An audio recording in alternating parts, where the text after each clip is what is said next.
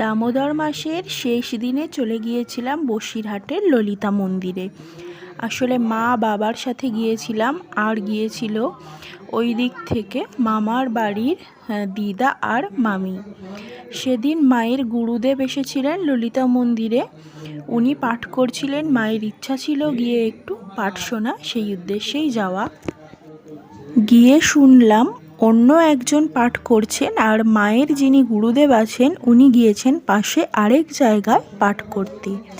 আর আমি যেহেতু অনেকটা দূর থেকে বাড়ি পৌঁছিয়েছি, আমার একদম বসতে ইচ্ছা করছিল না, কষ্ট হচ্ছিল। তাই ওখানে ধূপ আর বাতি দেখিয়ে মন্দিরে পুজো দিয়ে কিছুক্ষণ পরই বাড়ি ফিরে এসেছিলাম। মা পরদিনও আবার গিয়েছিল, গুরুদেবের সঙ্গে দেখা করে এসেছে। এখানে এত মানুষের ভিড়, সবাই এসেছে দীপদান করতে আর পাঠ শোনার জন্য। একদম অনবদ্য পরিবেশ, একটা শান্তির পরিবেশ, গেলে মনটা ভালো হয়ে যায়। সত্যি বলতে আমার আরেকটু বসতে ইচ্ছা করছিল, কিন্তু শরীর একদম সায় দিচ্ছিল না, মনে হচ্ছিল ওখানেই ঘুমিয়ে পড়ব। তাছাড়া আমাদের বাড়ি থেকে এটা অনেকটা দূরে, তাড়াতাড়ি ফিরে আসতে হলো, কারণ আসার সময় কোনো টোটো পাওয়া যেত না।